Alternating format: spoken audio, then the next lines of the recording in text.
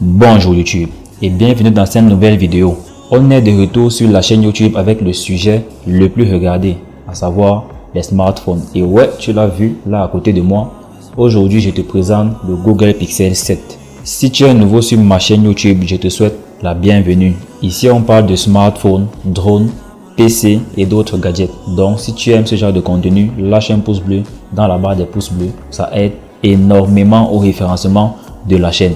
Comme d'habitude dans toutes nos vidéos, on va passer en revue son design, ses performances, son module photo, sa batterie et bien entendu son prix. Donc reste bien jusqu'à la fin de la vidéo si tu veux tout savoir sur ce smartphone. La suite c'est après le générique.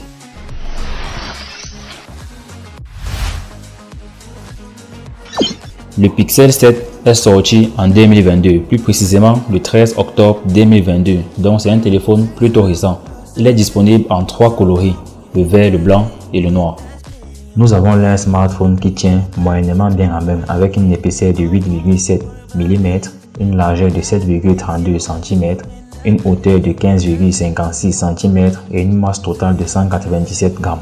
Parlant de son écran, nous sommes sur une dalle OLED qui a une taille de 6,3 pouces, une résolution de 2400 x 1080 pixels, une fréquence de rafraîchissement variant entre 60 et 90 Hz et un rendu égal à 416 points par pixel.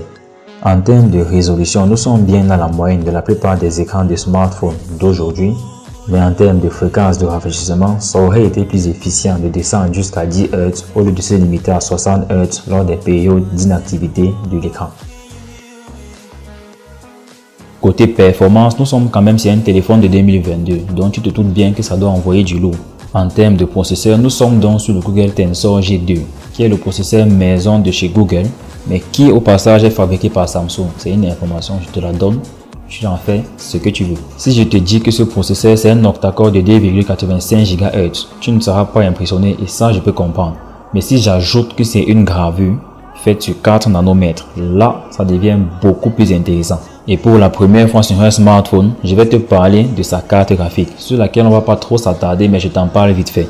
Pour le coup donc, ici nous sommes sur l'ARM Mali G710, qui avec 20% de plus d'efficacité énergétique par rapport à sa version précédente, ne fait pas mieux que ce que propose la concurrence, mais pour ce téléphone à ce prix, c'est déjà très bien. Par analogie avec ce dont on a l'habitude, nous sommes donc sur l'équivalent en termes de date de sortie avec le Snapdragon Gen 1. En termes d'efficacité énergétique ou de puissance brute, la comparaison n'a pas vraiment lieu d'être. Mais encore une fois, nous sommes là pour parler de son rapport qualité-prix. Pour ce qui est de mémoire, on a 8 Go fixe pour la RAM et 128 ou 256 Go pour la ROM. Note bien que cette mémoire est non extensible via une carte micro SD. On a une entrée en USB type C pour le chargeur et pas de port mini jack. Il a bien sûr un capteur GPS, un capteur d'empreinte sous l'écran et en plus de prendre une carte SIM physique, il prend une carte SIM électronique. Pour la configurer, rendez-vous chez votre opérateur de téléphonie mobile. En parlant de téléphonie mobile, ce smartphone est une merveille de technologie car il est non seulement compatible 5G, ce qui est déjà un très bon point si vous avez l'intention de le conserver sur le long terme, mais il est aussi compatible VoLTE pour certains, VoLTE pour d'autres et VoLTE pour nous, pour Voice over Long Term Evolution. Pour faire simple, tu peux effectuer des appels téléphoniques en 4G. C'est avantageux dans le sens où il y a quelques années en arrière et même encore dans certains pays aujourd'hui, les appels sont effectués en 3G. Donc en effectuant des appels téléphoniques sur la VoLTE, tu auras quelques avantages qu'il n'y a pas en 3G. En termes de système d'exploitation, fonctionnalité, connectivité et capteurs, il tourne sous Android 13 logique, compatible Wi-Fi 6E et Bluetooth 5.2. Ça, c'est plus que le minimum à avoir sur les smartphones Android aujourd'hui. Ce téléphone est bien entendu compatible à la recharge sans fil. L'un des paramètres pris en compte lors de l'achat d'un téléphone, c'est sa qualité photo et vidéo. Nous allons donc passer à présent au test photo et vidéo de ce Google Pixel 7. Actuellement, je suis en train de faire un enregistrement vidéo à partir du Google Pixel 7. Déjà, la comparaison entre ce téléphone et mon Samsung Galaxy S9 Plus, on va la mettre de côté, on l'oublie complètement. La comparaison n'a absolument pas lieu d'être. Nous sommes sur 4 ans d'écart technologique entre les deux smartphones de deux constructeurs différents. C'est vrai, à génération égale, Samsung est supérieur en photo et en vidéo, mais actuellement là, vaut mieux ne pas s'attarder dessus. L'élément qui m'a le plus impressionné sur ce téléphone côté vidéo, c'est sa stabilisation. Donc ce qu'on va faire pour illustrer tout ça, c'est que je vais me mettre de l'autre côté du téléphone. Je vais bouger le trépied dans tous les sens et tu vas te rendre compte qu'il y a très peu de mouvement dans la vidéo.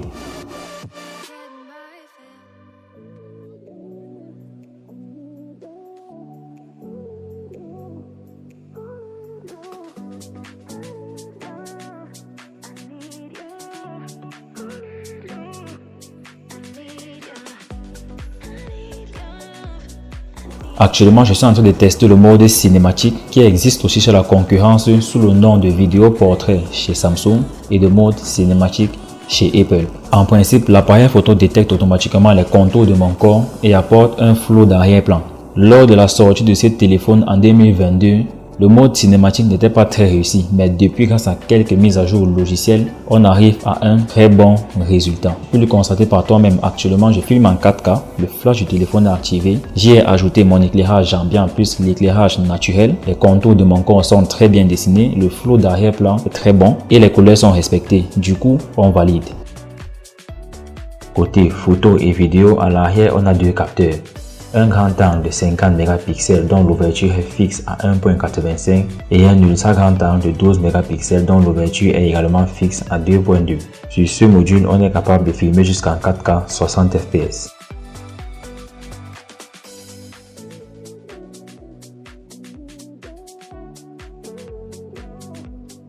Tandis que la caméra frontale est équipée d'un capteur unique de 10,8 mégapixels. C'est un capteur qui à mon avis n'est pas fameux mais qui réussit quand même à donner un assez bon résultat, surtout que là nous sommes en intérieur. Je te laisse quelques images pour que tu puisses toi aussi te faire ton propre avis sur sa qualité.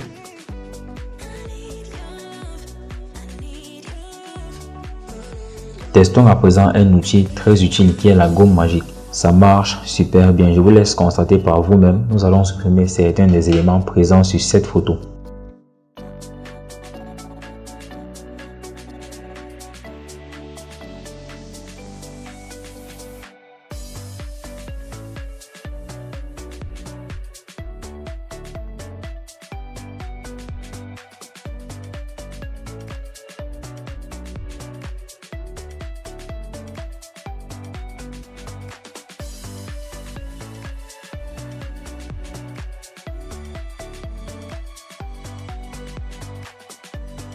En termes de batterie, nous sommes sur une capacité de 4355 mAh.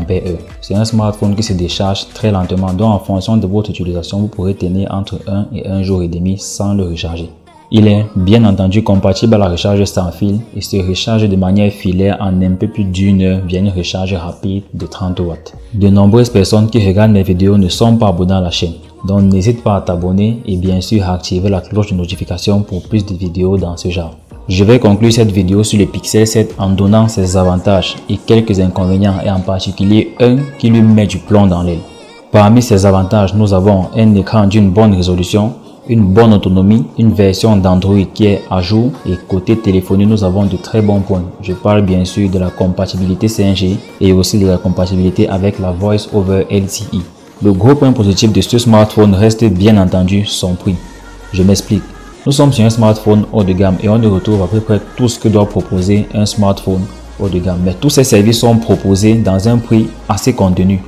Le revers d'un prix aussi contenu est qu'en allant chez la concurrence, on va trouver les mêmes fonctionnalités, mais en mieux. Et tout ceci sera logiquement à un prix beaucoup plus élevé.